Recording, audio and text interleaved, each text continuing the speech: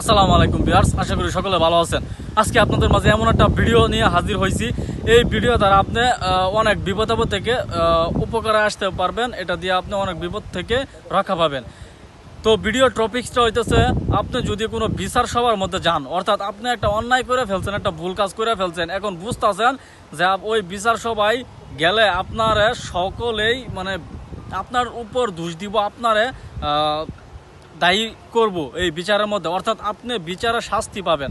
এরকম সিচুয়েশনে যদি আপনি এই মন্ত্রটা প্রয়োগ করেন, সবাই আপনার বেলকি লেগে যাইব। সবাই বলবো যে না, ছেলেটা তো অনেক ভালো, এই ছেলে তো এরকম কাজ করতে পারে না। তো এটা শুধু একদম লিগেলভাবে যদি কাজ করতে চান তাহলে ফলাফল পাবেন। যদি আপনি অন্যায় কইরা, ঠিক আছে, যদি মিথ্যাভাবে কোনো বিচার সভার মধ্যে পড়ে যান, তো ওইখান থেকে যদি ছুটে আসতে চান তাহলে এই মন্ত্রটা আজকে প্রয়োগ করবেন। আজকের দেওয়া মন্ত্র আমি বলে দিতেছি, ভিডিও বেশি বড় করবো না। আকাশের অবস্থা খুবই খারাপ, বৃষ্টি যে কোনো টাইমে নামতে পারে। তো আজকের স্ক্রিনে একটা নকশা দিয়ে দিতেছি, আপনারা দেখেন স্ক্রিনে একটা নকশা দিয়ে দিতেছি। নকশা বলতে মন্ত্র। এই মন্ত্রটা কেমন প্রয়োগ করবেন আগে আমি বলে দিতেছি, ঠিক আছে।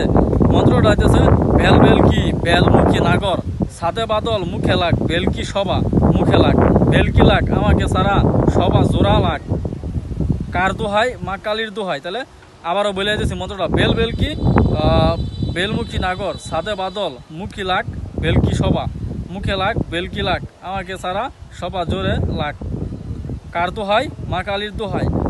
হ্যাঁ, কোনো বিচার বৈঠকে বসে বা সবাইকে আপনার পক্ষ করতে হলে সবার চোখের দিকে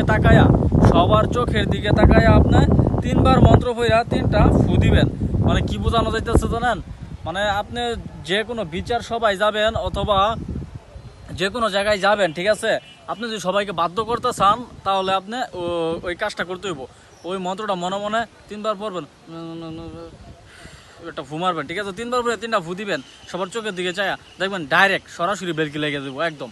ওই জায়গায় আপনি যদি কোনো মিথ্যা কথাও বলেন, সবাই ভাববো কি যে না, ছেলে অনেক ভালো, ছেলেটা তো সত্যবাদী, ছেলেটা সত্য কথা বলতেছে। এক কথায় কিছুক্ষণের জন্য ওইখানে সব বেলকি লেগে যাবো, সবাই আপনার পক্ষে থাকবো, কেউ আপনার বিরোধে থাকতো না। এই কাজটা তখনই সাকসেস হতে পারবেন যখন আপনার হালালভাবে প্রয়োগ করবেন। অর্থাৎ আপনি যদি এখন জুলুম করলেন একজনের উপর, জুলুম করে বিচার জমছে, বিচার করতে আইছে সবাই আপনার, তাহলে কিন্তু ভাই এটা প্রয়োগ করলে নাও কাজে লাগতে পারে। তো আপনি যদি মিথ্যাভাবে ফাইসা যান তাহলে আপনি এটা প্রয়োগ করলে ইনশাল্লাহ 100তে 100% কাজ করে। কারণ হাদিসের মধ্যে বলা আছে, আর আমাদের উস্তাদরাও বলে, আমি যাদের কাছ থেকে শিখছি, এগুলা শিখি, তো তারাই বলছে মানুষের কখনো ক্ষতি করো না।